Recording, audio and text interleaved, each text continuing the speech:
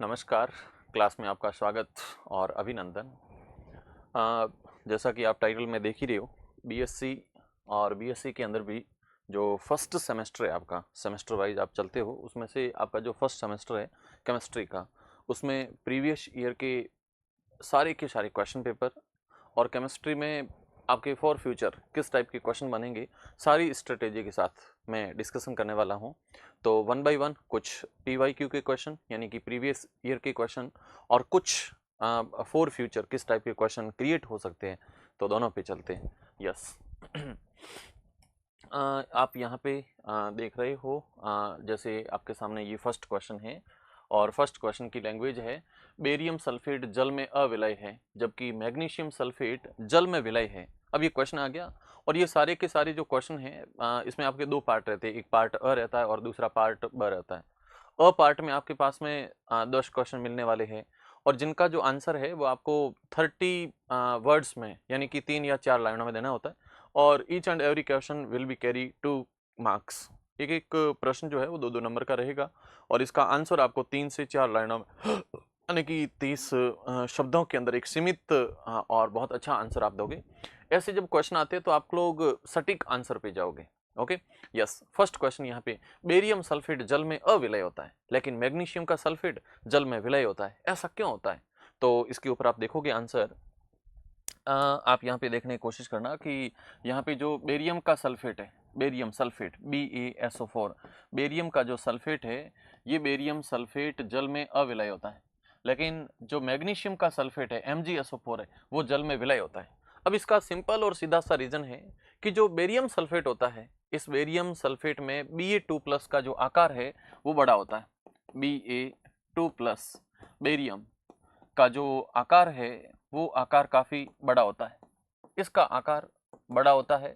और इधर की तरफ मैग्नीशियम सल्फेट में जो Mg2+ है, Mg2+, इसका आकार छोटा होता है, आकार छोटा होता है। दूसरा रीजन, इधर जो मैग्नीशियम सल्फेट है, इस मैग्नीशियम सल्फेट में आकार छोटा होने के कारण इसकी जल के साथ में विलयता या जिसको अपन कहते हैं हाइड्रेशन एनर्जी, वो काफी हाई होती है और ये जल्दी टूटता है, यानी कि इसकी लैटिश एनर्जी कम होती है। अपन कह सकते हैं कि इसकी hydration of energy high, less than lattice energy.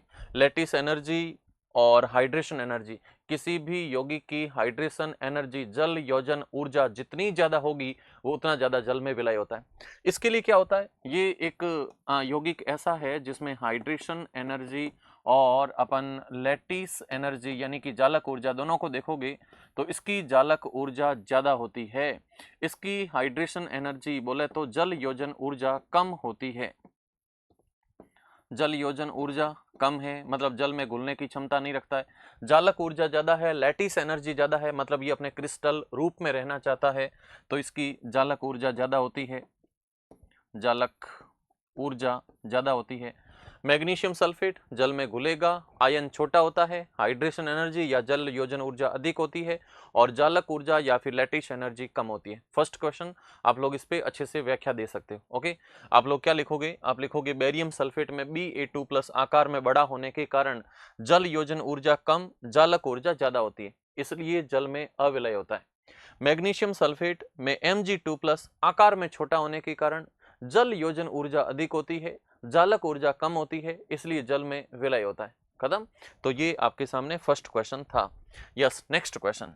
Question दे रखा है कि क्या कारण है CuCl2 का गलनांक NaCl से कम होता है, मतलब कि NaCl का गलनांक काफी ज्यादा होता है। मैं एक अप्रोक्सीमेट इसकी रेंज दूं, इसके गलनांक की अगर रेंज दूं तो इसका गलनांक एक अपन मोटा मोटा आइडिया मान के चलते हैं कि 1079 केल्विन तक होता है। एक अप्रोक्सीमेट मैंने वैल्यू दी है कि इतना इसका क्या बोलते हैं, इसका गलनांक होता है, मेल्टिंग पॉइंट होता है, लेकिन इसका तो मेल्टिंग पॉइंट बहुत कम होता है। इसका रीजन ये है कि ये CuCl2 के अंदर इधर की तरफ Cu2+ और सामने की तरफ Cl-, इन दोनों के अंदर ये जो दो यौगिक है, इन दोनों की इलेक्ट्रोनेगेटिविटी, विद्युत ऋणता में बहुत कम अंतर होता है और विद्युत ऋणता में कम अंतर होने के कारण ये CuCl2 यानी कि क्यूप्रिक क्लोराइड जो है वो एक आयनिक यौगिक होता है। इसकी विद्युत ऋणता में बहुत कम अंतर होता है, विद्युत ऋणता में बहुत कम अंतर होता है, विद्युत ऋणता में बहुत कम अंतर होता है, इसलिए ये जो यौगिक है वो एक सहसंयोजक यौगिक होता है, सहसंयोजक यौगिक होता है। ये यौगिक एक सहसंयोजक यौगिक होता है। लेकिन इधर की तरफ आप देखोगे तो इसमें Na+ है और Cl- है। ये यौगिक जब आप देखोगे इसकी विद्युत ऋणता में बहुत अंतर होता है, विद्युत ऋणता में अधिक अंतर होता है, और विद्युत ऋणता में अधिक अंतर होने के कारण ये यौगिक एक टाइप से आयनिक यौगिक की तरह भांति या आयनिक यौगिक की तरह कार्य करता है। ये यौगिक आयनिक यौगिक होता है, और आपने बहुत अच्छे से छोटे से बड़ी क्लासों तक पढ़ा है। आयनिक यौगिकों का गलनांक काफी उच्च होता है, सहसंयोजक यौगिकों का गलनांक कम होता है। आप सीधा सा इसका आंसर दोगे और इसी परफेक्ट शेप में आप आंसर दोगे तो और भी अच्छा रहता है ना। NaCl आयनिक यौगिक, विद्युत ऋणता में अधिक अंतर, इसलिए इसका गलनांक अधिक होता है। क्यूप्रिक क्लोराइड सहसंयोजक यौगिक, विद्युत ऋणता में कम अंतर होता है, इसलिए ये सहसंयोजक यौगिक होने के कारण इसका गलनांक बहुत कम होता है। खत्म। तो ये पॉइंट होता है। यस, नेक्स्ट क्वेश्चन आपका, नेक्स्ट क्वेश्चन है O2 O2 plus O2 2 minus O2 2 plus और O2 माइनस को बढ़ते हुए बंद क्रम के आधार पर व्यवस्थित कीजिए। आप लोगों को बॉन्ड ऑर्डर लगाना है, और बॉन्ड ऑर्डर आप जानते हो जो आप जानते हो anti bonding molecular orbital minus bonding molecular orbital about 2 आप करते हो, है ना। तो इसमें नोट करते हैं anti bonding molecular orbital minus bonding molecular orbital above 2 करते हैं। तो यहाँ से इसका अपन आंसर निकालते हैं, और इनकी वैल्यू आप लोग कुछ याद रखने की कोशिश करोगे। बाकी अपन जब वैलेंस सेल इलेक्ट्रॉन थ्योरी पे जाएंगे, VBT पे जाएंगे, तब वहां पे अपन अच्छे से इनके आंसर भी कैलकुलेट करेंगे। देखिए बॉन्ड ऑर्डर, O2 2 माइनस का बॉन्ड ऑर्डर 3 होता है ना। 2 ऑक्सीजन जिसके ऊपर प्लस प्लस का चार्ज है, उसके ऊपर ट्रिपल बॉन्ड होता है, बीच में ट्रिपल बॉन्ड होता है। O2 प्लस के ऊपर 2.5 बॉन्डिंग होती है। O2 माइनस के ऊपर O2 प्लस के ऊपर सिंगल जो O2 प्लस है, यस O2 प्लस, उसके ऊपर 2 होती है। O2 माइनस पे 1.5 होती है, और O2 2 माइनस के ऊपर 1 होती है, और 1 वाले को, है ना, परऑक्साइड सुपर ऑक्साइड ऐसे नाम देते हैं। तो ये सारी कंडीशनें वहीं से आती है। बॉन्ड ऑर्डर को थोड़ा सा आप याद रखने की कोशिश करोगे। इसका कंप्लीट एक्सप्लेनेशन अपन जो VBT है, वैलेंस बॉन्ड थ्योरी है, उसमें देने वाले हैं। Okay, yes. तो नेक्स्ट आपके सामने अगला क्वेश्चन है, और नेक्स्ट क्वेश्चन कह रहा है डाइबोरेन में किस प्रकार का बंध पाया जाता है। डाइबोरेन की बात हो रही है, डाइबोरेन में किस टाइप का बॉन्डिंग होती है। यस, डाइबोरेन का फॉर्मूला होता है B2H6, B2H6, इसको अपन डाइबोरेन के नाम से जानते हैं। और डाइबोरेन के अंदर 3 कार्बन 2 इलेक्ट्रॉन सेंटर बॉन्ड पाया जाता है, जिसे अपन बनाना बॉन्ड के नाम से भी जानते हैं। यहां से आप देख सकते हो बीच में बोरॉन है, हाइड्रोजन हाइड्रोजन हाइड्रोजन, यानी कि ये जो फॉर्मूला है उसके अंदर BH3 प्लस BH3 दोनों को मिलाओगे तो ये फॉर्मूला हो जाता है B2H6, ऐसा हो जाता है। देख लिए BH3, इधर की तरफ भी क्या BH3 ऐसा होता है, और ऐसा होने के कारण यहाँ पे बीच में एक पार्शियली बॉन्डिंग आ जाती है, इसलिए इसको कहते हैं 3 सेंटर 2 इलेक्ट्रॉन बॉन्ड। और इस बॉन्ड को अपन बनाना बॉन्ड के नाम से भी जानते हैं, पाई बॉन्ड की तरह ये शेप आ जाती है। ओके, तो इसके अंदर 2 इलेक्ट्रॉन 3 सेंटर 2 इलेक्ट्रॉन बॉन्डिंग होती है, और लास्ट वाले में देखोगे तो 2 सेंटर 2 इलेक्ट्रॉन बॉन्डिंग भी होती है। और इस टाइप का जो बॉन्ड बनता है उसको अपन बनाना बॉन्ड के नाम से भी जानते हैं, बनाना बॉन्ड भी कहते हैं। ओके, आपने सिग्मा बॉन्ड पाई बॉन्ड के नाम सुने हैं, तो ये एक टाइप का पाई बॉन्डिंग में इंक्लूड होने वाला एक बॉन्ड आ जाता है। क्वेश्चन आ गया तुम्हारे सामने कि इसमें किस प्रकार का बंध पाया जाता है। तो बंध में आप नाम नोट करोगे कि इसके अंदर 3 कार्बन 2 इलेक्ट्रॉन सेंटर का बॉन्ड पाया जाता है, और ये B2H6 है, जिसको अपन बाइबोरेन के नाम से जानते हैं। इसके आप स्ट्रक्चर रो करके आओगे, और यहाँ पे थोड़ा सा पार्शियली बॉन्डिंग दिखाओगे B2H6 में, इलेक्ट्रोनेगेटिविटी के रेस्पेक्ट में ये इसका सिक्वेंस रहता है। अगला क्वेश्चन है अति संयुग्मन को परिभाषित कीजिए। इसको नो बॉन्ड रेजोनेंस के नाम से भी जानते हैं, अति संयुग्मन, या जिसको अपन हाइपर कॉन्जुगेशन के नाम से भी जानते हैं। क्या होता है, अपन जब देखते हैं कि कोई भी अगर ऑर्गेनिक कंपाउंड है, कार्बनिक यौगिक है, और उस कार्बनिक यौगिक में कार्बन हाइड्रोजन का जो सिग्मा इलेक्ट्रॉन होता है, या फिर जो पाई इलेक्ट्रॉन होता है, वो p कक्षक के जो रिक्त पी कक्षक होती है या फिर हाफ फिल्ड जो पी कक्षक होते हैं उसके साथ में संयुग्मन दर्शाता है या फिर अनुनाद में भाग लेता है, और इसी संयुग्मन या अनुनाद की संरचना को अपन अति संयुग्मन के नाम से जानते हैं और इसे नो बॉन्ड रेजोनेंस भी कहते हैं, है ना। इसे नॉर्थन बेकर इफेक्ट के नाम से भी जाना जाता है। यस, देखोगे क्या इसकी परिभाषा है, परिभाषा में नोट करते हैं कि कार्बनिक यौगिकों में कार्बनिक यौगिकों में कार्बनिक यौगिकों में या तो सिग्मा बंध, कार्बन हाइड्रोजन का सिग्मा बंध या पाई इलेक्ट्रॉन, इसमें नोट करते हैं कार्बन हाइड्रोजन का सिग्मा बंध या पाई इलेक्ट्रॉन, पाई इलेक्ट्रॉन रिक्त पी कक्षक या फिर अर्धपूरित पी कक्षक के साथ संयुग्मन दर्शाते हैं। इलेक्ट्रॉन रिक्त पी कक्षक, रिक्त पी कक्षक या हाफ फिल्ड मतलब अर्धपूरित, अर्धपूरित पी कक्षक के साथ, अर्धपूरित पी कक्षक के साथ संयुग्मन दर्शाते हैं, संयुग्मन दर्शाते हैं जिसे संयुग्मन दर्शाते हैं जिसे अति संयुग्मन कहते हैं, अति संयुग्मन, अति संयुग्मन कहते हैं। इसे इंपॉर्टेंट करके लिखोगे कि इसे नो बॉन्ड रेजोनेंस भी कहते हैं, इसे बिना बंध का अनुनाद भी कहते हैं या इसे नो बॉन्ड रेजोनेंस के नाम से भी जानते हैं। इसे बिना बंध का अनुनाद, बिना बंध का अनुनाद या इसे अपन कहते हैं नो बॉन्ड रेजोनेंस, इसे नो बॉन्ड रेजोनेंस भी कहते हैं। इसे नॉर्थन बेकर इफेक्ट के नाम से भी जानते हैं, इसे नॉर्थन बेकर इफेक्ट भी कहते हैं, नॉर्थन बेकर इफेक्ट या प्रभाव भी कहते हैं। देखिए आप डायग्रामेटिकली देख सकते हो किस टाइप से रहता है। एक कार्बन जिसके पास hydrogen hydrogen hydrogen single bond और CH2 है, तो इसका रिक्त पी कक्षक है और इस रिक्त पी कक्षक के साथ में यहाँ पे पॉजिटिवली चार्ज है, मतलब रिक्त पी कक्षक है। तो ये जो इलेक्ट्रॉन है वो इलेक्ट्रॉन यहाँ पे शिफ्ट होगा और जब शिफ्ट होगा तो इसके अंदर रेजोनेंस में अगली जो स्ट्रक्चर आएगी वो स्ट्रक्चर कुछ इस टाइप की रहेगी, जिसमें हाइड्रोजन होगा, कार्बन होगा, हाइड्रोजन होगा, इधर की तरफ हाइड्रोजन होगा, ये हाइड्रोजन होगा लेकिन बीच में बॉन्ड नहीं है, यहाँ पे डबल बॉन्ड आ जाएगा जिसमें CH2 रहेगा। नेक्स्ट टाइम में ये जो इलेक्ट्रॉन है वो यहाँ पे शिफ्ट होगा, शिफ्ट होने पर नेक्स्ट स्ट्रक्चर आएगी जिसमें कार्बन होगा, इधर हाइड्रोजन होगा, इधर हाइड्रोजन बॉन्ड आ गया, इधर भी बॉन्ड आ गया, इधर डबल बॉन्ड है, इधर CH2 है। नेक्स्ट टाइम में ये बॉन्ड इधर शिफ्ट होगा और जब ऐसा होगा तो कार्बन के साथ में हाइड्रोजन होगा, ऊपर भी हाइड्रोजन होगा, इधर हाइड्रोजन होगा लेकिन बॉन्ड नहीं होगा और डबल बॉन्ड के साथ हाइड्रोजन रहेगा। तो ये सारे के सारे नो बॉन्ड रेजोनेंस की कंडीशन में रहते हैं। ओके, इसको आप लोग देखोगे इस टाइप के क्वेश्चन है और मैं तो कहता हूँ ज़्यादा से ज़्यादा आप लोग इन चीज़ों का रिवीजन करोगे तो केमिस्ट्री एकदम बेस्ट हो जाएगी। ओके, पढ़ना तो पड़ेगा यार, किसी भी सूरत में कीमत अदा तो करनी पड़ेगी। यस, अगला क्वेश्चन, निम्न में से इलेक्ट्रॉन स्नेही और नाभिक स्नेही को पहचानिए, है ना। कौन सा इसमें इलेक्ट्रोफाइल है और कौन सा न्यूक्लियोफाइल है।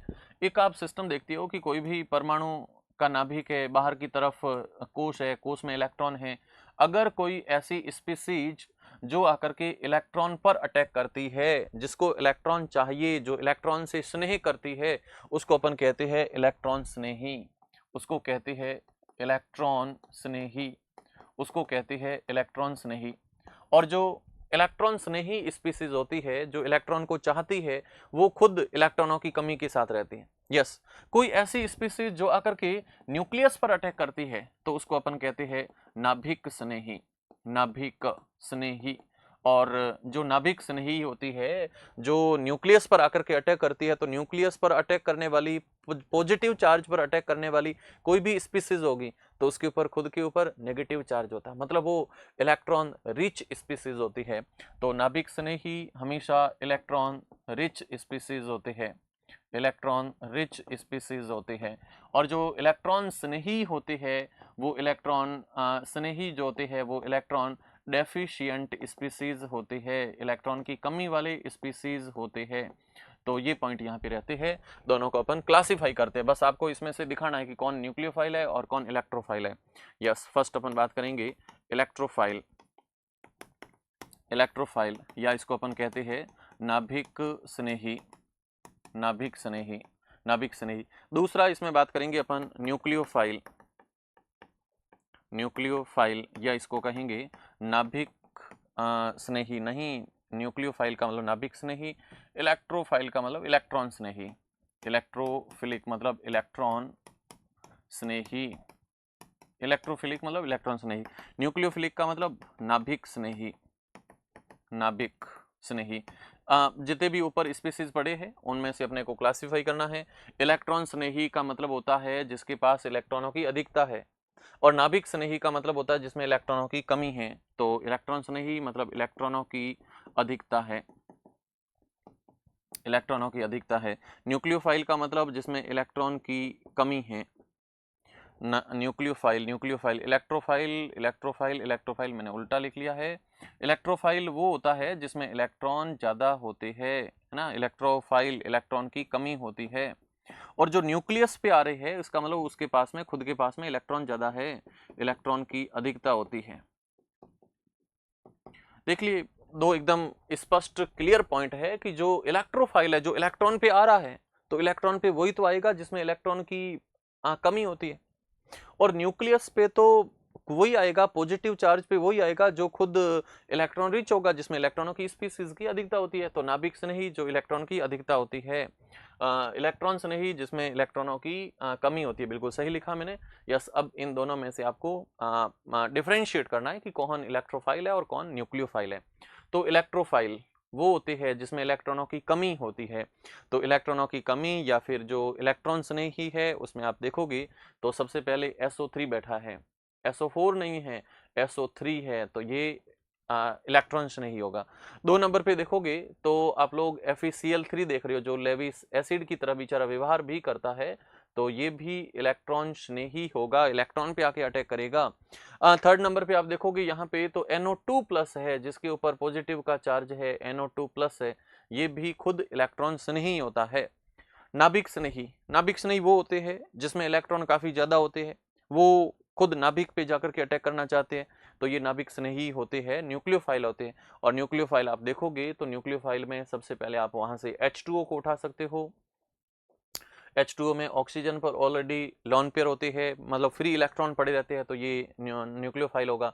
सेकंड आप देखोगे तो यहाँ पे ROH एल्कोहल, और एल्कोहल जब निकलता है तो ये भी OH माइनस छोड़ के निकलता है, या फिर इधर की तरफ OH माइनस पड़ा है, तो ये भी हो सकता है। तो नाभिक स्नेही और इलेक्ट्रॉन स्नेही दोनों को आप डिफरेंशिएट कर सकते हो। Okay, yes, next reaction. अगला क्वेश्चन है वुड्स रिएक्शन द्वारा आप किस प्रकार से इथेन का संश्लेषण करोगे। इथेन का मतलब C2H6, या लिखना चाहो आप लोग तो CH3CH3 का फॉर्मेशन कैसे करोगे। यस, बहुत बढ़िया रिएक्शन है जिसको अपन वुड्स अभिक्रिया कहते हैं। वुड्स के साथ में वुड्स फिटिंग रिएक्शन भी होती है, सभी को देखेंगे अपन। अपन यहाँ पे वुड्स सिंथेसिस पे चलते हैं। Wurtz synthesis, Wurtz synthesis reaction. बच्चों, वुड्स सिंथेसिस रिएक्शन के बारे में आप लोग देखो यहाँ पे, तो वुड्स रिएक्शन में ये है CH3Cl, इसकी रिएक्शन करवा दी सोडियम के साथ में, 2 मोल सोडियम, वापस वही ClCH3। ओके, इसका नाम हो जाएगा मिथाइल क्लोराइड या क्लोरोमीथेन, क्लोरोमेथेन, क्लोरोमेथेन। इसकी तरफ भी ये यहाँ पे हो जाएगा सोडियम, इधर की तरफ भी क्लोरोमेथेन, क्लोरोमेथेन। रिएक्शन जब होगी तो रिएक्शन होती है ड्राई ईथर की प्रेजेंस में, ड्राई ईथर की प्रेजेंस में। और जब रिएक्शन होती है तो इस रिएक्शन के अंदर, इस रिएक्शन के अंदर, रिएक्शन के अंदर यहाँ से आप लोग ऐसे इनको सेपरेट करोगे। ओके, यहाँ से 2 सोडियम, यहाँ से क्लोरीन, वहां से क्लोरीन, तो ये सारे सेपरेट हो गए। मतलब यहाँ से सेपरेट कौन हो गया, तो सेपरेट हो गया, माइनस हो गए 2 mole of NaCl molecule, sodium chlorides, है है ना, 2 सोडियम क्लोराइड सेपरेट हो गए, पीछे जो बचे हैं इनको आप लोग लिख लो। तो आप लिखोगे CH3 सिंगल बॉन्ड CH3 और ये जो पदार्थ बना है इसका नाम है इथेन और इस रिएक्शन का नाम है वुर्ज अभिक्रिया। तो वुर्ज अभिक्रिया की परिभाषा में अपन लिखते हैं, वुर्ज अभिक्रिया में लिखते हैं कि मिथाइल क्लोराइड यानी मैथिल जो क्लोराइड है उसके 2 अणु की जब अभिक्रिया होती है और ईथर की उपस्थिति में होती है तो एथेन का संश्लेषण होता है और इस अभिक्रिया को वुर्ज अभिक्रिया कहते हैं। एक इसी में नाम आता है वुर्ज फिटिग अभिक्रिया। तो वो क्या होती है देखना यहाँ पे, जैसे ये पदार्थ है, ये पदार्थ है जिसका नाम अपन CH3 लिख रहे हैं, या अभी इसमें नहीं डिफाइन है तो अपन लिखाएंगे नहीं, लेकिन इसी के सेम रिएक्शन चलती है जिसमें एक तरफ कहीं ना कहीं आप रिएक्शन के अंदर बेंजीन रिंग की कंपाउंड के साथ में रिएक्शन करवाते तो उसमें वुर्ज फिटिग रिएक्शन चलती है। यस, नेक्स्ट रिएक्शन, प्रोपेन के क्लोरीनीकरण में मुख्य उत्पाद क्या बनता है? सोचिए आप लोग क्या बनेगा यहाँ पे, क्लोरीन का जब आप रिएक्शन करवाओगे, क्लोरीन का आप लोग क्लोरीनीकरण करवाओगे और वो भी किसका, प्रोपेन का क्लोरीनीकरण।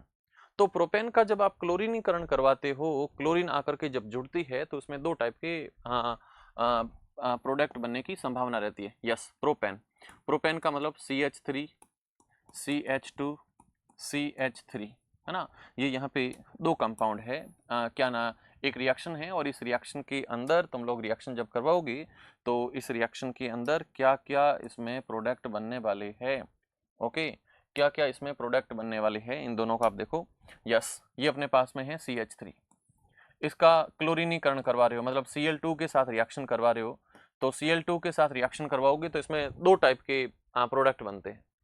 कौन कौन से प्रोडक्ट, यहाँ पे जो क्लोरीन है वो आकर के जब अटैक करेगी तो ये अटैक यहाँ पे भी हो सकता है, यहाँ पे भी हो सकता है, दोनों जगहों पे होगा। इधर जो होगा तो वो सेम प्रोडक्ट यहाँ पे माना जाएगा।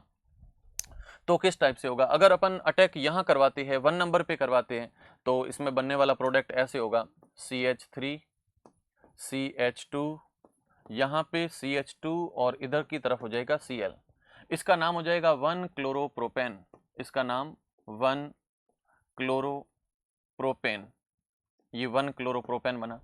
अगर यहाँ पे क्लोरीन इस मिड वाले कार्बन पे जाकर के अटैक करे तो इसका प्रोडक्ट बनने वाला है CH3 CH और CH3, ये आकर के जुड़ गया यहाँ पे क्लोरीन। ये जब कंपाउंड बना तो इस कंपाउंड का नाम आप देखोगे तो इसका नाम हो जाएगा 2 क्लोरोप्रोपेन, 2 क्लोरोप्रोपेन, इसका नाम है 2 क्लोरोप्रोपेन। ओके, अब आप लोग देखोगे कि इसमें जो बनने वाला कंपाउंड है उस कंपाउंड के अंदर 1 क्लोरोप्रोपेन जो बनता है वो कंपाउंड हमेशा कम मात्रा में बनता है और जो 2 क्लोरोप्रोपेन है वो हमेशा अधिक मात्रा में बनता है, क्योंकि ये जो 2 डिग्री कार्बोकैटायन बनते हैं वो हमेशा मोर स्टेबल होते हैं, 1 डिग्री कार्बोकैटायन जो भी बनते हैं वो हमेशा लेस स्टेबल होते हैं। तो अपन देखें अगर मोटा मोटा तो ये कंपाउंड जब बनता है तो ये 44% के अराउंड बनता है, लेकिन ये कितना बन जाएगा फिर 56% के अराउंड बन जाएगा। तो ये कंपाउंड मेजर कंपाउंड बनता है और मेजर के साथ में स्टेबल कंपाउंड भी बनता है। क्या रीजन है इसका, ऐसा क्यों बनता है, तो 2 डिग्री कार्बोकैटायन जो होते हैं वो हमेशा मोर स्टेबल होते हैं, 2 degree carbocation is more stable, इसलिए ये यहाँ पर प्रोडक्ट बनता है। नो प्रॉब्लम, ओके, इस टाइप की क्वेश्चन आप पढ़ोगे। यस, अगला क्वेश्चन, किसी गैस का क्रांतिक ताप और क्रांतिक दाब क्या होता है? कोई भी गैस है और उस गैस के अंदर जैसे आप CO2 की बात करते हो तो CO2 गैस है, इन सभी का कहीं न कहीं एक निश्चित ताप और दाब होता है, वहीं पर गैसें लिक्विफाई होती है, वहीं पर गैसें द्रवित होती है। तो क्रांतिक ताप मतलब क्रिटिकल टेम्परेचर, और क्रिटिकल टेम्परेचर वो ताप होता है जिस ताप के नीचे आप कितना ही दाब बढ़ा दो लेकिन गैसों को द्रवित करना संभव नहीं होता है। ओके, तो उस ताप को अपन क्रांतिक ताप के नाम से जानते हैं। और क्रांतिक दाब वो दाब होता है जिससे नीचे आप गैसों को कितना ही दाब दे दो लेकिन गैसें कभी भी लिक्विफाई नहीं होती है। तो क्रांतिक ताप का मतलब वो टेम्परेचर जिसके नीचे दाब बढ़ाकर गैसों का द्रवण संभव नहीं होता है ना, तो उसको अपन क्रांतिक ताप के नाम से जानते हैं, क्रांतिक दाब के नाम से जानते हैं। और क्रांतिक दाब गैसों को द्रवित करने के लिए आवश्यक जो न्यूनतम दाब होता है उसको अपन क्रांतिक दाब के नाम से जानते हैं। तो क्रांतिक ताप की परिभाषा में अपन नोट करते हैं,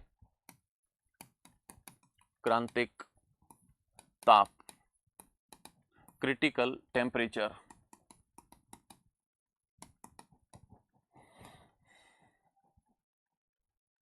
yes, critical temperature. Critical temperature की परिभाषा में आप नोट करते हैं कि वह ताप जिसके नीचे दाब बढ़ाकर गैसों को द्रवित नहीं किया जा सकता। वह ताप जिसके नीचे वह ताप जिसके नीचे दाब बढ़ाकर गैसों को द्रवित नहीं किया जा सकता। क्या लिखा है? वह ताप जिसके नीचे दाब बढ़ाकर गैसों को द्रवित नहीं किया जा सकता, उसे अपन क्रांतिक ताप के नाम से जानते हैं। अगला पॉइंट आता है क्रांतिक दाब, या जिसको अपन कहते हैं क्रिटिकल प्रेशर।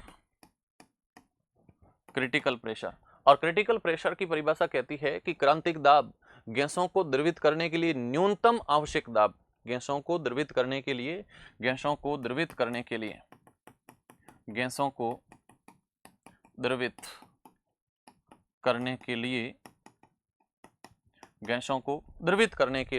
आवश्यक न्यूनतम दाब, द्रवित करने के लिए आवश्यक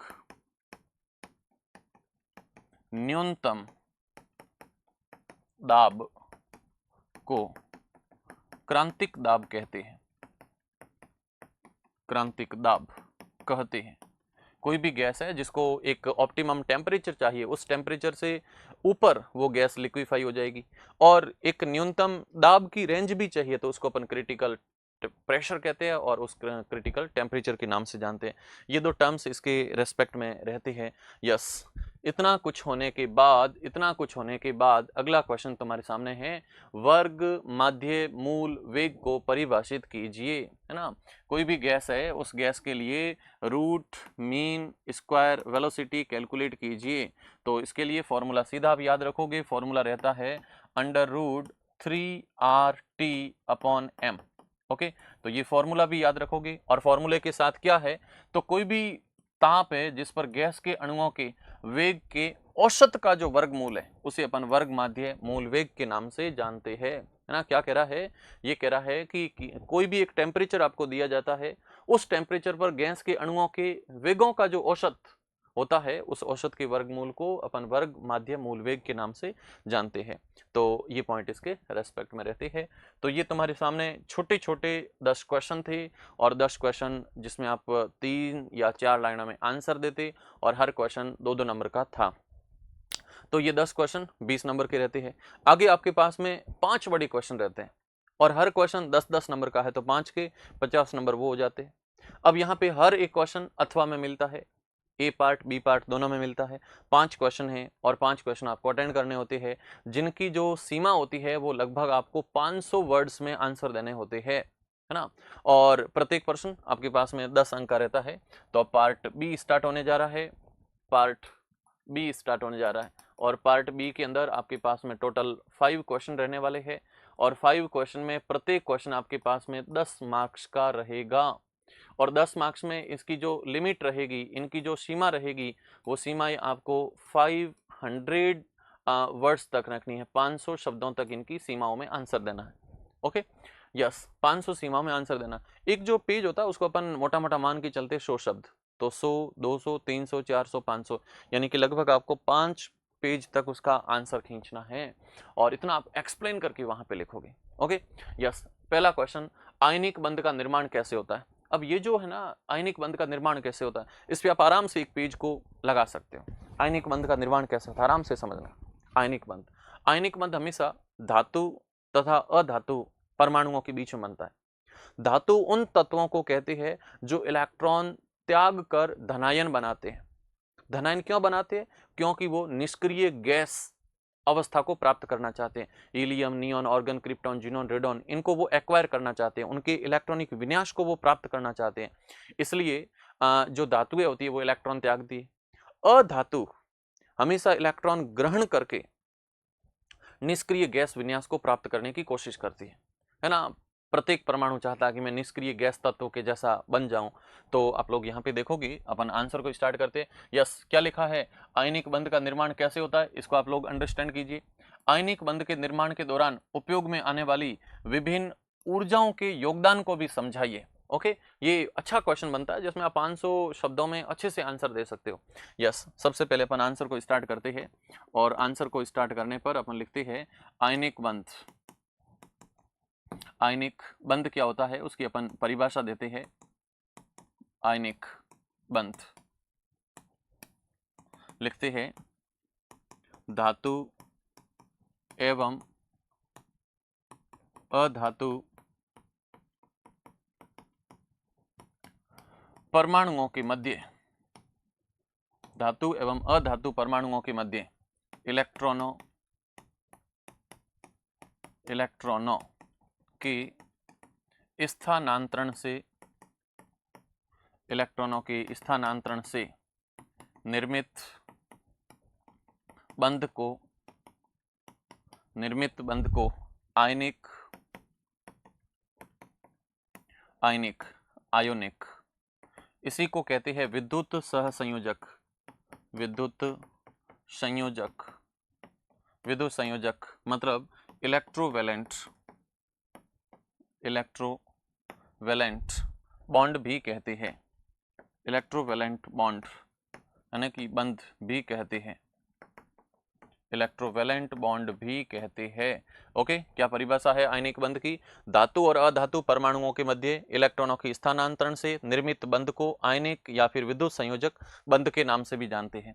अब देखोगे यहाँ पे तो अगला पॉइंट कहता है कि जब इस टाइप का बंध बनता है तो इस बंध के अंदर अपन परिभाषित करते हैं कि परिभाषित करने में अपन लिखते हैं कि धातु सदैव इलेक्ट्रॉन त्याग कर, धातु सदैव इलेक्ट्रॉन त्याग कर, इलेक्ट्रॉनों का त्याग करके धनायन निर्माण करती है, धनायन निर्माण करती है। धातु जितनी भी होती है वो इलेक्ट्रॉन त्याग करके धनायन का निर्माण करती है। ओके, धातुएं सदैव इलेक्ट्रॉन त्याग करके धनायन का निर्माण करती है। अब जब धनायन का निर्माण करती है एवं अक्रिय गैस युग्म प्रभाव, अक्रिय गैस उसका जो इलेक्ट्रॉनिक कॉन्फ़िगरेशन होता है उसको प्राप्त करने की कोशिश करती है, अक्रिय गैस विन्यास को प्राप्त करती है, अक्रिय गैस विन्यास को प्राप्त करती है। कैसे, आप लोग यहाँ पे देख सकते हो, कैसे का मतलब आप लोग यहाँ देख सकते हो, जैसे सोडियम आपके पास में है, और ये जो सोडियम है, ये सोडियम ने एक इलेक्ट्रॉन को माइनस किया तो सोडियम Na+ में चेंज हो गया। उसी टाइप में मैग्नीशियम भी धातु है, 0 आवेश है, और इसने 2 इलेक्ट्रॉन माइनस किए तो Mg2+ में चेंज हो गई। एल्यूमिनियम 0 आवेश है, इसने एक साथ 3 इलेक्ट्रॉन माइनस किए तो एल्यूमिनियम 3+ में चेंज हो गया, है ना। उधर 2+ है, 2+ है, 3+ है। कोई भी गैसीय परमाणु है वो इलेक्ट्रॉनों को त्याग करके धनायन बनाती है और अक्रिय गैस युग्म को प्राप्त करने का प्रयास करती है। ओके, उसी टाइप में आप देखोगे तो अधातुएं जितनी भी होती हैं, अधातुएं मतलब नॉन मेटल्स, ये नॉन मेटल्स हमेशा इलेक्ट्रॉन ग्रहण करके इलेक्ट्रॉन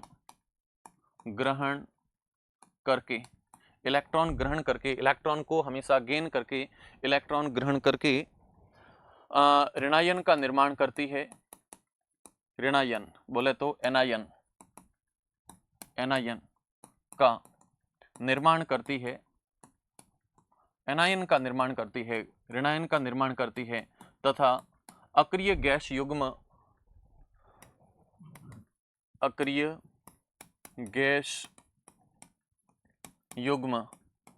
विन्यास को प्राप्त करती है, अक्रिय गैस युग्म विन्यास को प्राप्त करती है। कैसे, क्या सिस्टम है इसका, ये देख लो आप लोग। जैसे क्लोरीन, ऊपर कोई आवेश नहीं है, इसने एक इलेक्ट्रॉन को प्लस किया और जैसे ही इलेक्ट्रॉन प्लस हुआ तो ये क्लोरीन माइनस में चेंज हो गया। उसी टाइप में सल्फर 0 आवेश है, लेकिन ये एक साथ 2 इलेक्ट्रॉनों को ग्रहण करती है, तो सल्फर 2- में चेंज हो गया।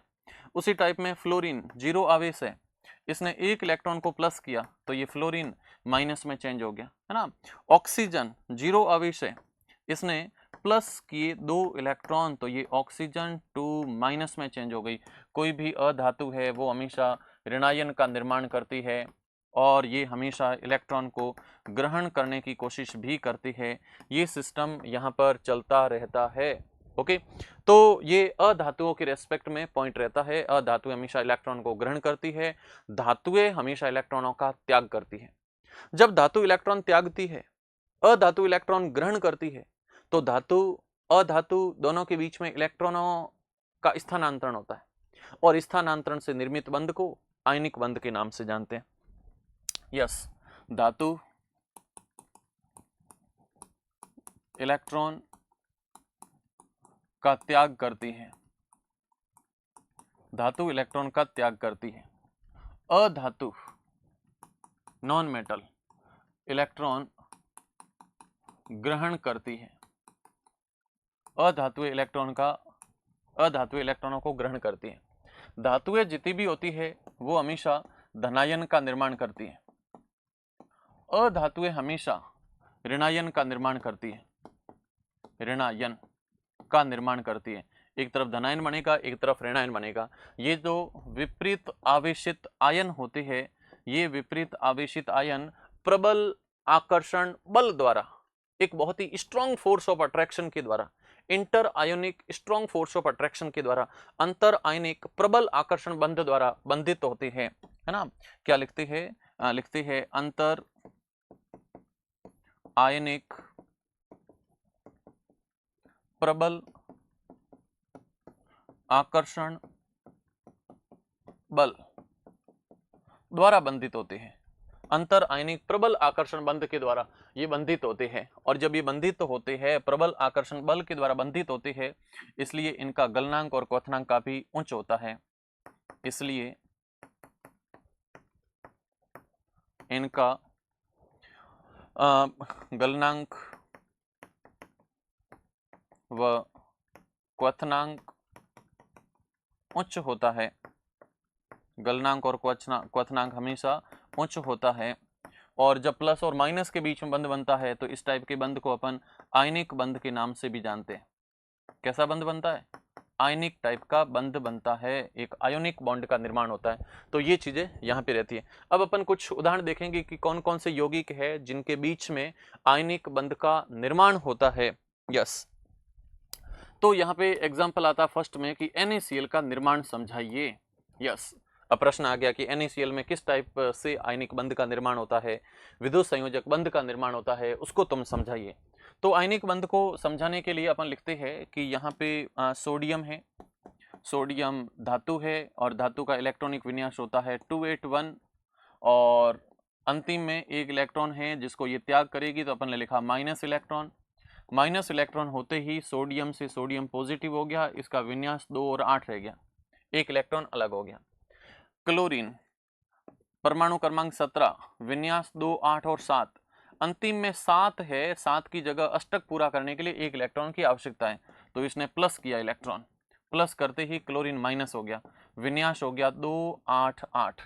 ऐसा जब होता है तो ऐसा होने पर जो सामने की तरफ सोडियम है उस पर एक इलेक्ट्रॉन अतिरिक्त है, क्लोरीन है उसके ऊपर एक इलेक्ट्रॉन की कमी है, उसके पास में 7 इलेक्ट्रॉन पड़े हैं, तो सोडियम का एक इलेक्ट्रॉन क्लोरीन पर ट्रांसफर होता है, और ऐसा जब ट्रांसफर होता है तो Na पे प्लस आ जाता है, Cl पे माइनस आता है, दोनों एक प्रबल आकर्षण बल द्वारा जुड़ते हैं और जुड़ करके NaCl का निर्माण करते हैं। ओके, तो ये NaCl के निर्माण का एक प्रोसेस चलता है जिसको आप लोगों ने देखा है। ओके, इसके बाद में नेक्स्ट अपन देखते हैं, खूब सारे इसके कंपाउंड पूछे जाते हैं। कौन कौन से कंपाउंड है जिसमें MgCl2 का निर्माण होता है, CaCl2 का निर्माण होता है, CaO का निर्माण होता है, CaF2 का निर्माण होता है। खूब सारे यौगिक है जिनमें इन प्रकार के बंधों का निर्माण होता है, आयनिक बंध पाए जाते हैं, खूब सारे यौगिक होते हैं। ओके, और इन सारी यौगिकों की संरचनाओं को भी अपन स्पष्ट करते हैं। कैल्शियम ऑक्साइड को आप देख सकते हो, कैल्शियम के फ्लोराइड को देख सकते हो, कैल्शियम के क्लोराइड को देख सकते हो, मैग्नीशियम का क्लोराइड बनता है। इसके साथ में मैग्नीशियम का ऑक्साइड भी बनता है, मैग्नीशियम का ऑक्साइड MgO, है ना, तो Mg2+ होगा, O2- होता है। उसी टाइप में मैग्नीशियम का ब्रोमाइड भी बनता है ना, MgBr2 बनता है, तो मैग्नीशियम का ब्रोमाइड भी बनता है। मैग्नीशियम के ब्रोमाइड के साथ साथ देखोगे तो कैल्शियम का फ्लोराइड भी अपन ने बना है, तो ये खूब सारी यौगिक बनती है। कैल्शियम का सल्फाइड भी बना सकते हो, CaS का निर्माण होता है। तो ये सारे के सारे यौगिक है जो आयनिक यौगिक बनाते हैं, और इन आयनिक यौगिकों का गलनांक, इनका क्वथनांक काफी उच्च होता है। Okay, yes. इतना कुछ होने के बाद में नेक्स्ट अपन बात करते हैं कि इनके अंदर कौन कौन से भौतिक गुण रहते हैं, आयनिक यौगिकों के भौतिक गुण। तो नेक्स्ट आप हेडिंग नोट करो, आयनिक यौगिकों के भौतिक गुण। आयनिक यौगिकों के कौन कौन से भौतिक गुण रहते हैं। भौतिक गुणों के रेस्पेक्ट में आप देखोगे तो फर्स्ट आता है भौतिक प्रकृति, भौतिक प्रकृति, फिजिकल नेचर। भौतिक प्रकृति या फिजिकल नेचर के बारे में आप देखोगे तो आयनिक यौगिक, है ना, आयनिक यौगिक एक दृढ़ जालक संरचना का निर्माण करते हैं, और जालक संरचना का निर्माण होने के कारण ये यौगिक सारे के सारे ठोस अवस्था में पाए जाते हैं, है ना। इनके अणु प्रबल आकर्षण बल द्वारा संयोजित भी होते हैं। तो अपन नोट करते हैं कि आयनिक यौगिक प्रबल अंतर आयनिक, प्रबल अंतर आयनिक बंध द्वारा संयोजित होने के कारण, संयोजित होने के कारण, संयोजित होने के कारण, इनका होने के कारण ये ठोस अवस्था में, ये ठोस अवस्था में पाए जाते हैं, ठोस अवस्था में पाए जाते हैं। और इनकी एक जालक संरचना भी होती है, जालक संरचना भी होती है, लैटिस स्ट्रक्चर, जालक संरचना होती है। ओके, ये भौतिक प्रकृति थी। भौतिक प्रकृति के बाद आप नेक्स्ट देखोगे तो अगला पॉइंट पूछा जाता है कि इन यौगिकों में सेकंड पॉइंट पूछा जाता है गलनांक व क्वथनांक, गलनांक व क्वथनांक, जिसको अपन कहते हैं melting point and boiling point, melting point and boiling point, ये पॉइंट इसमें पूछा जाता है। गलनांक क्वथनांक के बारे में आप देखोगे तो जितने भी आयनिक यौगिक होते हैं वो एक प्रबल अंतर आयनिक आकर्षण बंध के द्वारा जुड़े होते हैं, और बहुत प्रबल अंतर आयनिक आकर्षण होता है, जिसको तोड़ने के लिए काफी एक्सेस अमाउंट ऑफ एनर्जी की रिक्वायरमेंट होती है, इसलिए इनका गलनांक और क्वथनांक काफी ऊंच होता है। तो इसमें नोट करते हैं कि अणुओं के मध्य, अणुओं के मध्य प्रबल अंतर आणविक, प्रबल अंतर आणविक आकर्षण बल को, आकर्षण बल को तोड़ने के लिए या वियोजित करने के लिए, वियोजित करने के लिए, वियोजित करने के लिए, तोड़ने के लिए, वियोजित करने के लिए अधिक मात्रा में, अधिक मात्रा में, यानी जिसको अपन लिखते हैं considerable, considerable amount of energy,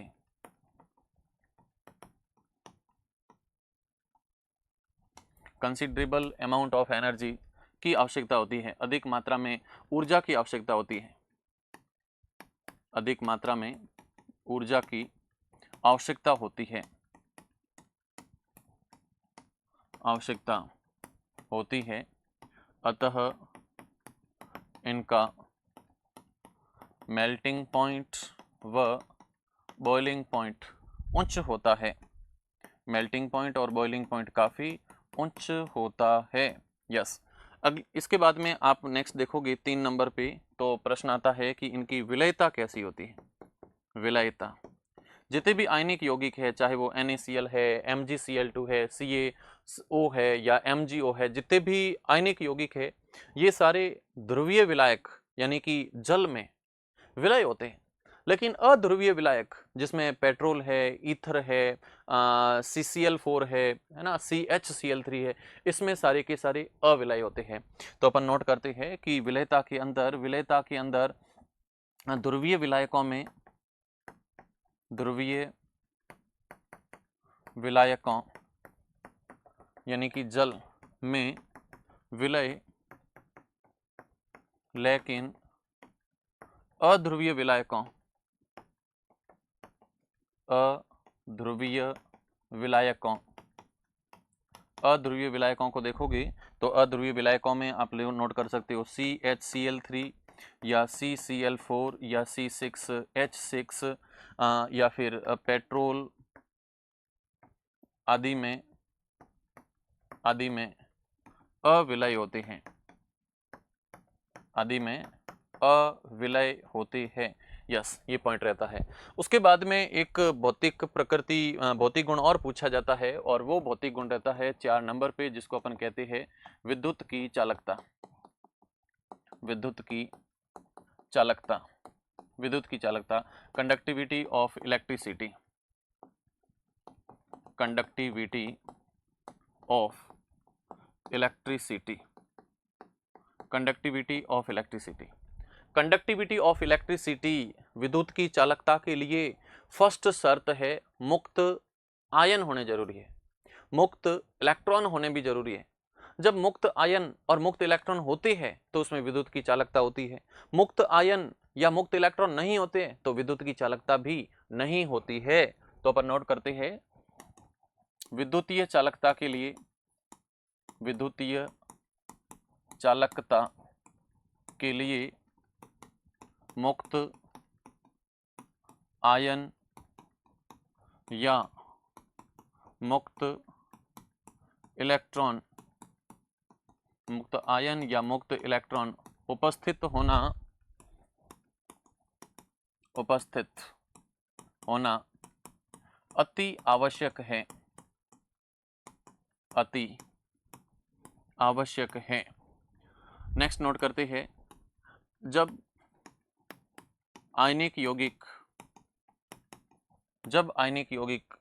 ठोस अवस्था में होते हैं तो उनके बीच में कोई मुक्त इलेक्ट्रॉन नहीं होते हैं, और वही आयनिक यौगिक जब गलित अवस्था में होते हैं, मॉल्टन स्टेट में होते हैं, द्रव अवस्था में होते हैं, जल में विलय होते हैं, तो उसमें विद्युतीय चालकता पाई जाती है।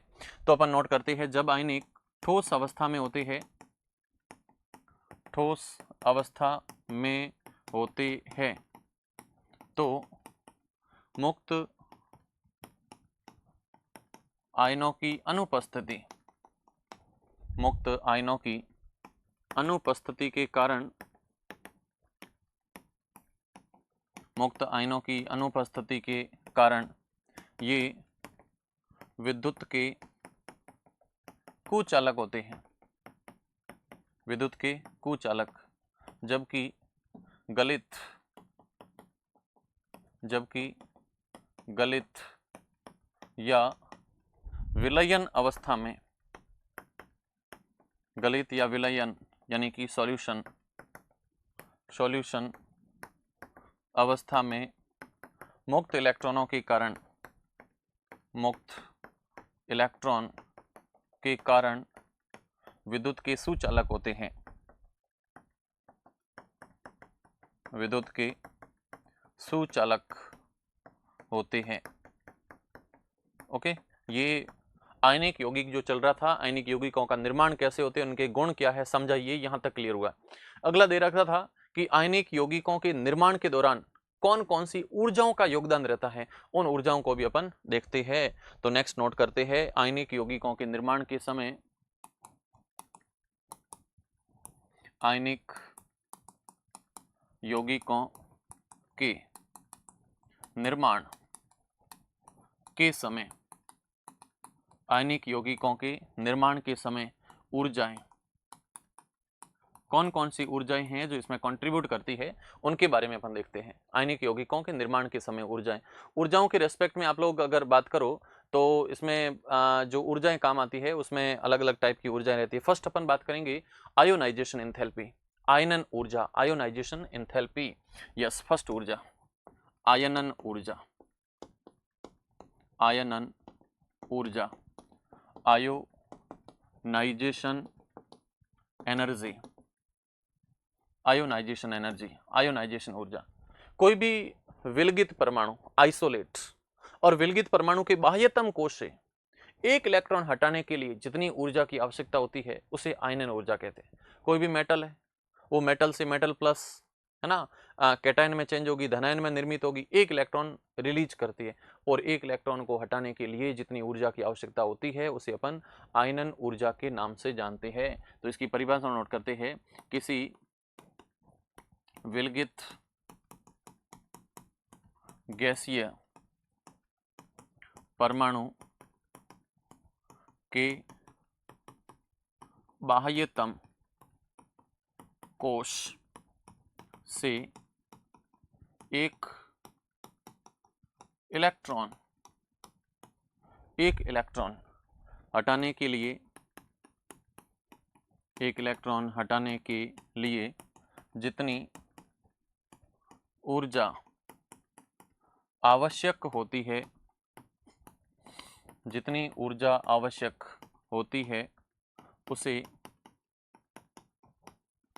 आयनन ऊर्जा कहते हैं, आयनन ऊर्जा कहते हैं। ओके, नेक्स्ट आप देखोगे जैसे कोई भी मेटल है, उस मेटल ने एक इलेक्ट्रॉन दिया और मेटल चेंज हो गया, मेटल चेंज हो गया, मेटल चेंज हो गया, ये जो मेटल है वो मेटल प्लस में चेंज हो गया, और यहाँ इस प्रोसेस में जितनी इसने एनर्जी छोड़ी है, जितनी इसने एनर्जी ली है, उसे अपन कहते हैं प्लस आयोनाइजेशन एनर्जी, और इसको इलेक्ट्रॉन वोल्ट में मेजर करती है, और इसको आयोनाइजेशन एनर्जी के नाम से जानते हैं। कोई भी परमाणु फर्स्ट टाइम इलेक्ट्रॉन छोड़ेगा तो M+ बनेगा, अगर M+ और इलेक्ट्रॉन छोड़ेगा तो M2+ बनेगा, M2+ और इलेक्ट्रॉन छोड़ेगा तो M3+ बनेगा। पहला इलेक्ट्रॉन निकालना आसान होता है, अगला इलेक्ट्रॉन निकालना और मुश्किल होता है, और तीसरा इलेक्ट्रॉन तो बहुत ज्यादा ऊर्जा देने पर निकलता है। मतलब आप देख सकते हो इनकी ऊर्जाओं का क्रम जब पूछा जाता है तो ionisation enthalpy first, ionisation enthalpy second, ionisation enthalpy third सबसे ज्यादा होती है, सेकंड उससे भी कम होती है, और फर्स्ट उससे भी कम होती है। ये इनकी ऊर्जाओं का क्रम रहता है जो आयनिक बंध के निर्माण में काम आती है। ओके, यस, इतना कुछ होने के बाद में आप देखोगे तो आयनिक बंध बनाने के लिए आवश्यक जो आईपी का मान है वो कम से कम हो, इसलिए क्षारीय और क्षारीय मृदा धातुएं जिनके आयोनाइजेशन पोटेंशियल का मान कम होता है वो आयनिक बंध बनाने की प्रवृत्ति दिखाते हैं। उदाहरण में आप देख सकते हो जैसे KCl है या NaCl है, तो ये बेचारे पार्टिसिपेट करते हैं।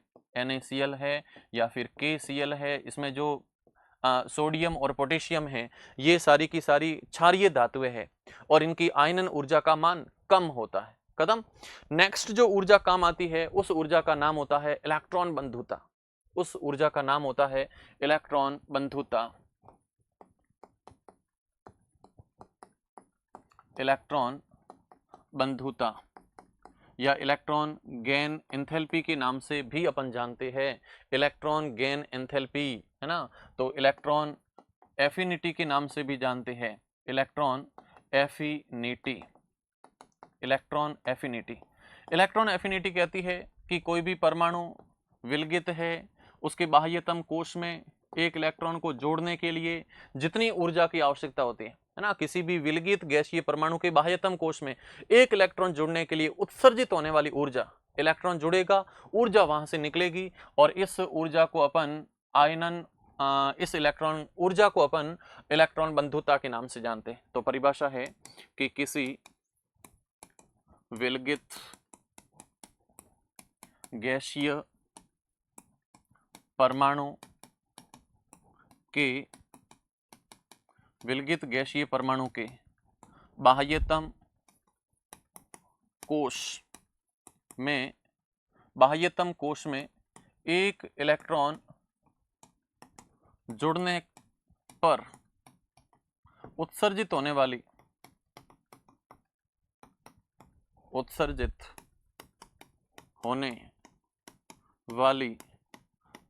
होने वाली ऊर्जा को इलेक्ट्रॉन बंधुता कहते हैं। इलेक्ट्रॉन बंधुता, इलेक्ट्रॉन एफिनिटी, इलेक्ट्रॉन बंधुता कहते हैं। इलेक्ट्रॉन जुड़ेगा, ऊर्जा निकलेगी और इस ऊर्जा को अपन इलेक्ट्रॉन बंधुता के नाम से जानते हैं। और इलेक्ट्रॉन बंधुता के रेस्पेक्ट में आप लोग देखोगे तो इलेक्ट्रॉन बंधुता के अंदर आप लोग देखते हो तो हैलोजन परिवार जितने भी है, जिसमें फ्लोरीन, क्लोरीन, ब्रोमीन, आयोडीन, इनके सदस्यों की इलेक्ट्रोनेगेटिविटी काफी उच्च होती है। परमाणु के अंदर इलेक्ट्रॉन जुड़ेगा तो ज्यादा ऊर्जा उत्सर्जित करते हैं, इसलिए आयनिक बंध बनाने में भाग भी लेते हैं। जबकि पी ब्लॉक में आप देखोगे नाइट्रोजन परिवार है ना, या फिर फॉस्फोरस है, नोबल गैसेज है, इनकी इलेक्ट्रॉन एफिनिटी आप देखोगे तो अक्रिय गैसों की तो इलेक्ट्रॉन एफिनिटी धनायन होती है, धनात्मक होती है। इलेक्ट्रॉन जोड़ोगे तो ऊर्जा आपको देनी पड़ेगी, इसलिए वो अस्थायी विन्यास में हो जाते हैं। तो जितनी भी अक्रिय गैसें है वो बंध बनाने में भाग नहीं लेती है, जबकि फ्लोरीन परिवार या जिसको अपन कहते हैं हैलोजन परिवार भाग लेता है। तो नोट करते हैं अपन हैलोजन फैमिली, जिसमें फ्लोरीन, क्लोरीन, ब्रोमीन, आयोडीन तत्व या तत्वों की इलेक्ट्रॉन एफिनिटी उच्च होती है। इलेक्ट्रॉन एफिनिटी उच्च होती है,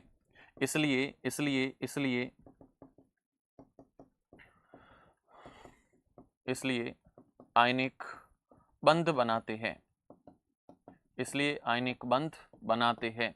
ये पॉइंट भी यहाँ पर क्लियर होता है। कौन कौन सी ऊर्जा है, तो पहली ऊर्जा में अपन ने बात की थी कि इलेक्ट्रॉन निकालना है तो आयनन ऊर्जा, दूसरे में इलेक्ट्रॉन जोड़ना है तो इलेक्ट्रॉन बंधुता, तीसरी जो ऊर्जा होती है उसको अपन कहते हैं जालक ऊर्जा या उसको कहते हैं लैटिस एनर्जी, ये भी उसमें इन्वॉल्व होती है।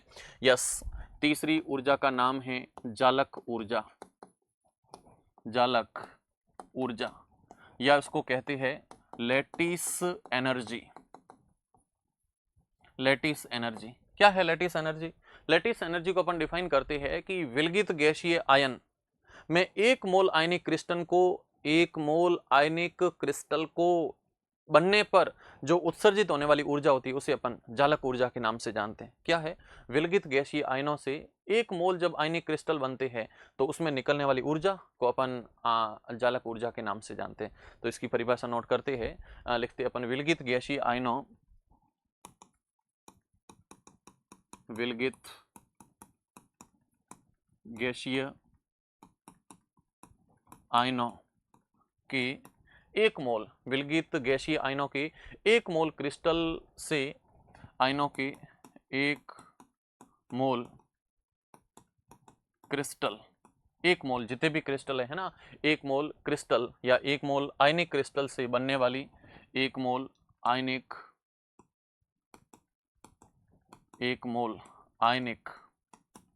क्रिस्टल के बनने पर उत्सर्जित ऊर्जा को जालक ऊर्जा कहते हैं, जालक ऊर्जा कहते हैं। और जब भी आप आंसर लिखो एकदम पिन पॉइंट चलोगे, जो भी इंपॉर्टेंट पॉइंट है उसको अंडरलाइन करते हुए भी चलोगे, ये सारा सिस्टम आप देखोगे। इसमें आप देख सकते हो जैसे मैग्नीशियम है और कोई भी परमाणु है जब वो भाग लेता है तो वो हमेशा गैसीय अवस्था में होना चाहिए। ये गैसीय अवस्था में जरूर नहीं, यहाँ पे मैग्नीशियम है, कोई भी मेटल भी हो सकती है ना, मेटल भी हो सकती है। तो अपन मैग्नीशियम के ऊपर 2+ लगाते हैं, प्लस क्लोरीन के 2 परमाणु हैं और ये भी गैसीय अवस्था में है।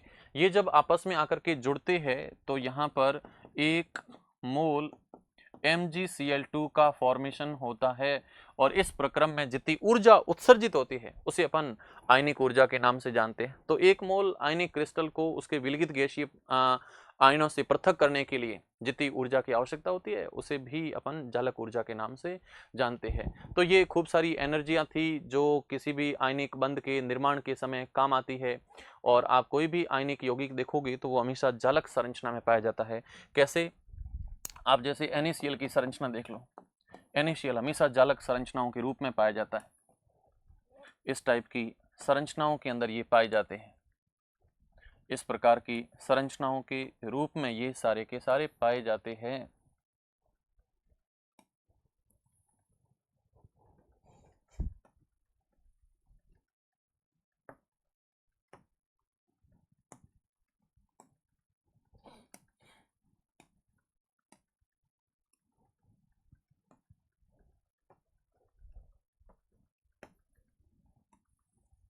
ये इस टाइप से जालक बनाते हैं, इस टाइप से जालक बनाते हैं, इस टाइप से नहीं, ऐसे भी ये जालक बनाते हैं, ऐसे भी ये जालक बनाते हैं, ऐसे भी ये जालक बनाते हैं, ऐसे भी इनकी लैटिस संरचनाएं पाई जाती हैं।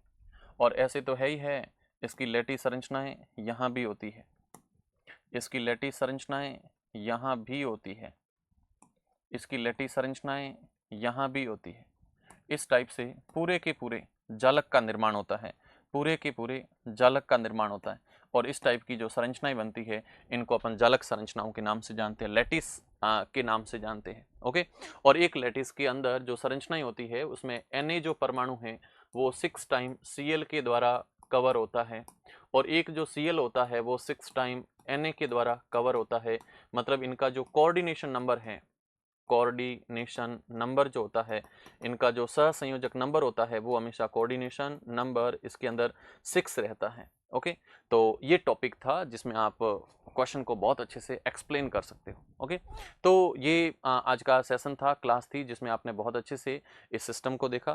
फर्स्ट क्वेश्चन का जो सेकंड पार्ट है जिसको अपन वेस्पर्ट सिद्धांत के नाम से जानते हैं उसको अपन अगले सेशन में देखेंगे। तो इसके लिए शुक्रिया, क्लासों को बहुत अच्छे से देखना, अपने फ्रेंड्स के साथ में आप इनको शेयर भी करना कि सेजू सर बहुत अच्छे से केमिस्ट्री को एक्सप्लेन कर रहे हैं सेमेस्टर 1 के लिए, है ना। और मेरे साथ आप अगर फर्स्ट सेमेस्टर की कंप्लीट केमिस्ट्री को रीड आउट कर लोगे तो वादा है केमिस्ट्री में कहीं दिक्कत नहीं रहेगी, आप हर क्वेश्चन को अच्छे से एक्सप्लेन कर सकते हो। और जब आप नोटबुक के अंदर अच्छा प्रेजेंटेशन देना स्टार्ट कर देते हो तो एग्जामिनर जो आपकी कॉपी को चेक करता है रियली उनको आनंद आता है। तो ये चीजें सारी आपके साथ होनी चाहिए। So thank you, wish you all the best.